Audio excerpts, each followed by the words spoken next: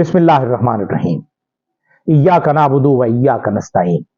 Rabbi इश्रह ली सदरी व यस्सिर ली अमरी वहलुल उक़दतम मिन लिसानी यफ़क़हू क़ौली। सदक़ल्लाहुल अज़ीम। अस्सलाम वालेकुम। MTL टीवी के साथ मैं हूं MTL यानी मोहम्मद तस्लीम नगा।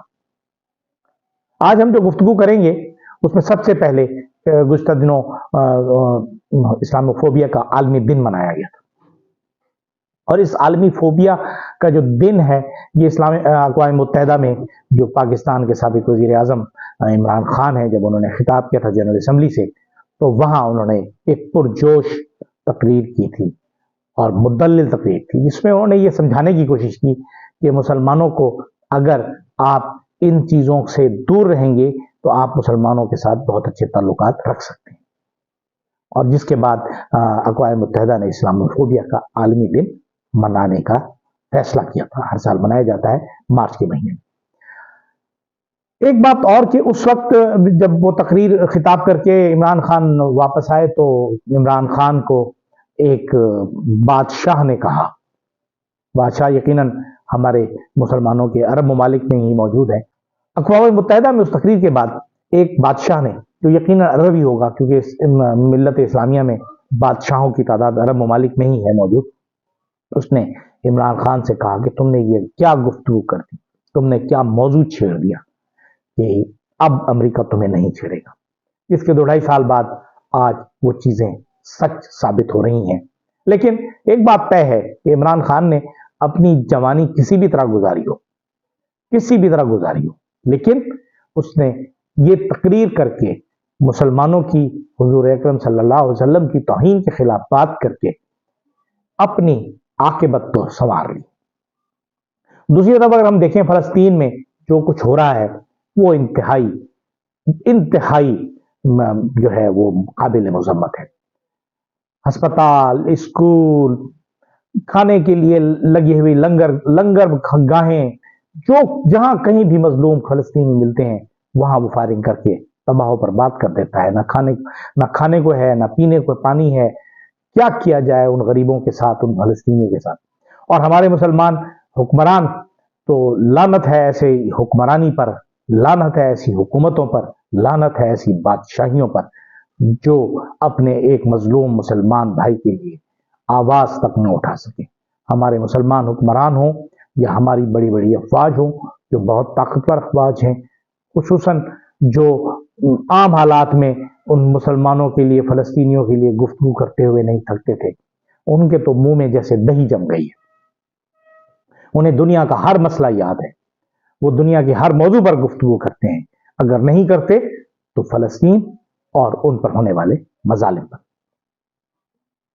दूसरी तरफ अगर हम पाकिस्तान की तरफ आए तो पाकिस्तान में जो हालात हैं वो इतने अच्छे नहीं हैं। अब हमारे यहाँ एक और वबा, करप्शन की वबा थी, वो चल रही है, वो ठीक नहीं हुई और वो बढ़ती ही चली जा रही है।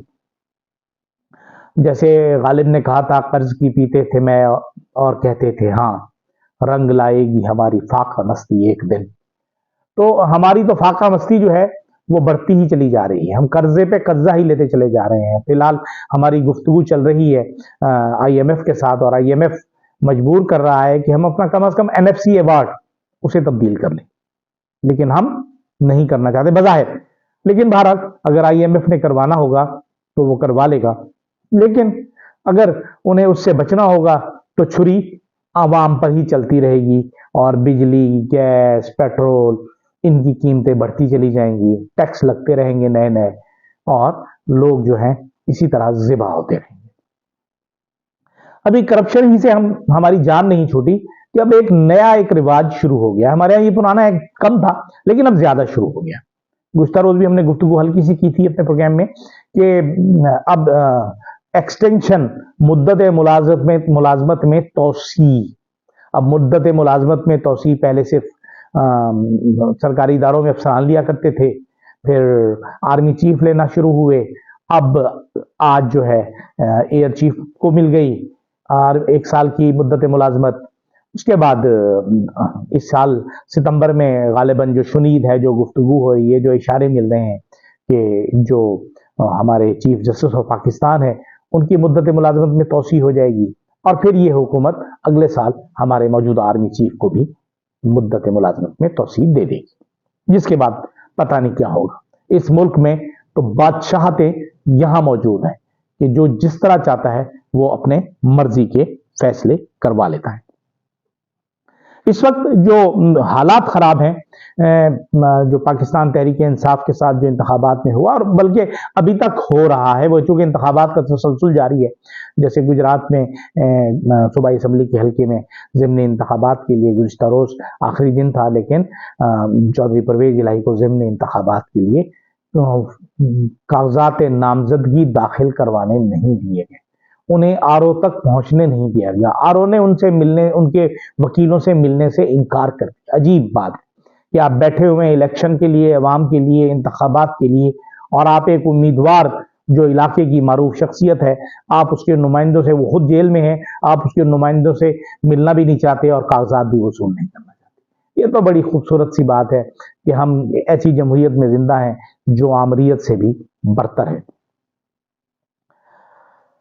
अब अगर हम ये देखें कि पाकिस्तान में इलेक्शंस में ये वजह क्या है, क्या पाकिस्तान में इस्टेब्लिशमेंट, या जिसे हम पाकिस्तान की मुसल्लह अफवाज समझते हैं, वो इसके पीछे है, या कोई और? मेरे ख्याल में अब ये मामलात कोई इदारों की सतह तक नहीं रहे, ये जाती मामलात हो गए हैं। और जाती मामलात ऐसे कि अब जो हमारे आर्मी चीफ हैं, लगता ऐसे है कि वो जाती तौर पर इमरान खान के दुश्मन है, क्योंकि उन्होंने आईएसआई के चीफ की हैसियत से उन्हें हटवाया था, या जब हटाए जा रहे थे उन्हें उसमें रोड़े नहीं अटकाए, उन्हें मना नहीं किया उस वक्त के आर्मी चीफ को।